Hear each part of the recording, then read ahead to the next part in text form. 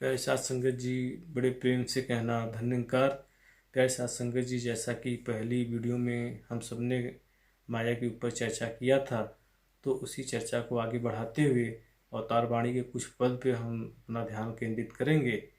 अवतार वाणी का पद नंबर 51 कि रंग बिरंगी माया जग की जो तेरे मन भाती है, पक्की बात समझ ले प्राणी यह आती और जाती है।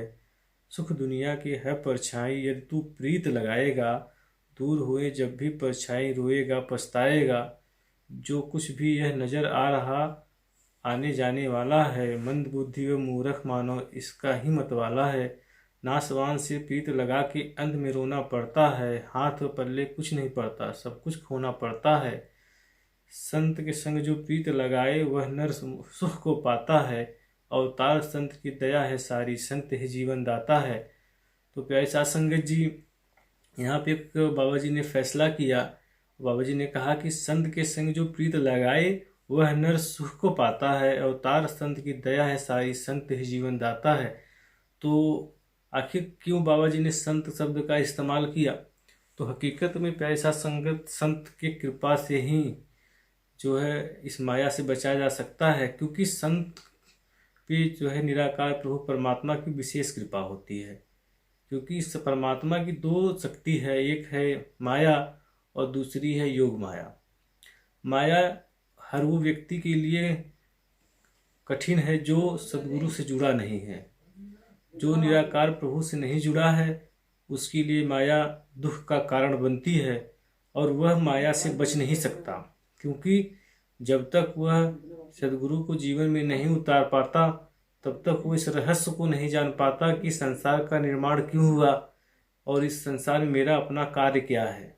जब तक वो अपने मूल कार्य को नहीं जानता, तब तक वो इसमें बंधा रहता है। और संत जो होता है वह इस मूल रहस्य को जान जाता है, और इस मूल रहस्य को जानने का कारण निराकार प्रभु बनता है। क्योंकि इस माया से वही बच सकता है जो इस माया को बनाने वाला हो। जो इस माया को बनाया है वही इस माया से बचाता है, और वह है सदगुरु निराकार प्रभु। ये जब संसार को प्रकट करना होता है तो अपनी योग माया से संसार का निर्माण करता है, और इसी योग माया से अपने आप को भी प्रकट करके हम सबके बीच में सगुण रूप में आता है। और जब ये सगुण रूप में आता है तो इस योग माया को ही अपने भगत को प्रदान करता है, और उस योग माया के द्वारा ये भगत इस माया को समझ जाता है। और योग माया, जैसा कि आप शब्द से ही समझ पा रहे हैं कि योग माने जोड़ होता है। जो माया को अपने में जोड़ ले, जो माया में को अपने में समाहित कर ले, यानी कि जो माया के खेलों को समझता हो, वो जो है योग माया का उत्तराधिकारी बनता है। तो समय का सदगुरु जब आता है तो इस ज्ञान के द्वारा इस योग माया को अपने भगत को प्रदान करता है। तब ये भगत इस योग माया के द्वारा संसार को देखता है तो उसके कार्य दिव्य हो जाते हैं, जिससे वो कार्य करते हुए भी कार्य में लिप्त नहीं होता।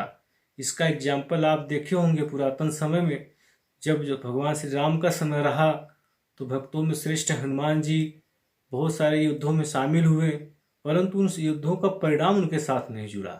उसका रीजन रहा कि वो उस योग माया के द्वारा मन अंदर से वो निर्मल थे।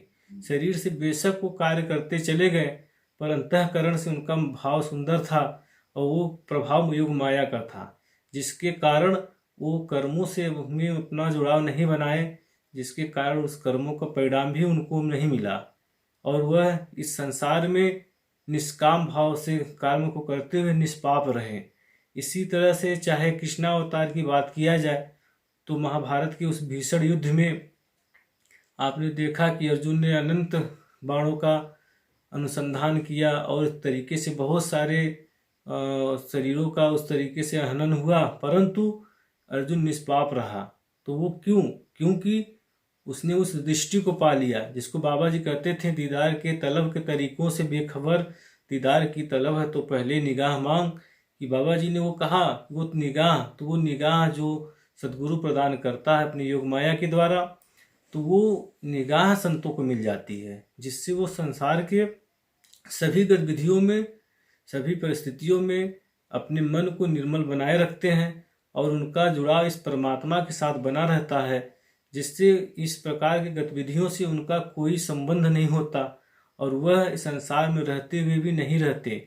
इसी को बाबा हरदेव सिंह जी महाराज ने कहा कि वह गुरसिख कौन है। तो बाबा जी ने कहा कि जो गुरु की आंख से देखता है, गुरु के कान से सुनता है, गुरु के मुख से कहता है, यानी कि इस योग माया को प्राप्त करके परमात्मा के समान जिसकी सोच बन जाती है, जिसके लिए सारा संसार अपना जैसा महसूस होता है, जिसकी वजह से वो पूरे विश्व को अपना ही समझता है और वह उसका खाना भी पूरे विश्व के लिए होता है, उसका सोना भी पूरे विश्व के लिए होता है, उसका जगना भी पूरे विश्व के लिए होता है, क्योंकि उसका अपना वजूद नहीं होता, वह अपने वजूद को मिटा दिया होता है। ये योग माया का कमाल है।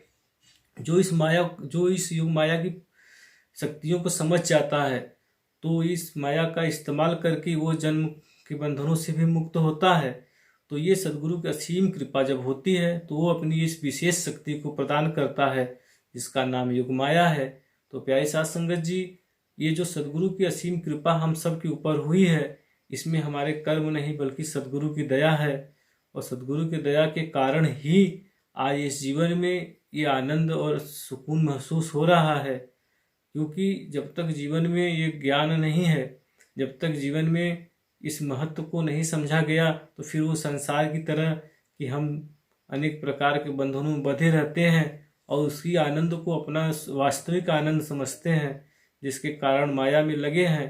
तो जब सद्गुरु कृपा किया तो हम सबको जीवन में उस विशेष शक्ति को प्रदान किया जो योग माया के नाम से जानी जाती है, जिसकी कृपा से और हम इस जीवन को सहज रूप में जीते हैं और जीवन के हर एक पहलू को, हर एक जिम्मेदारी को निभाते हुए चले जाते हैं और इससे बढ़ते भी नहीं।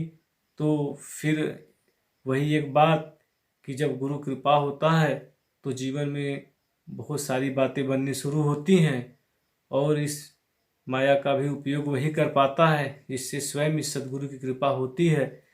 तो इस टॉपिक पे जो हम लोगों ने चर्चा स्टार्ट किया था, पुनः एक बार ध्यान केंद्रित करते हुए कि अगर हम इन सब चीज़ों में बंधे हैं तो फिर हम माया में ही हैं, और अगर हम गुरुमत के अनुसार गुरु ने जैसा दिशा निर्देश दिया है और गुरु ने जो ये शक्ति हमको प्रदान की कि हम अपने आप को कैसे निर्मल बना के रखें, वो निर्मलता वाले भाव के जीवन में वो भाव भी बना रहे और वो देखने का तरीका, वो नज़रिया जो गुरु ने बदला है, उस नज़रिए से देखते हैं तो संसार भी हमें सुखद अनुभव होता है।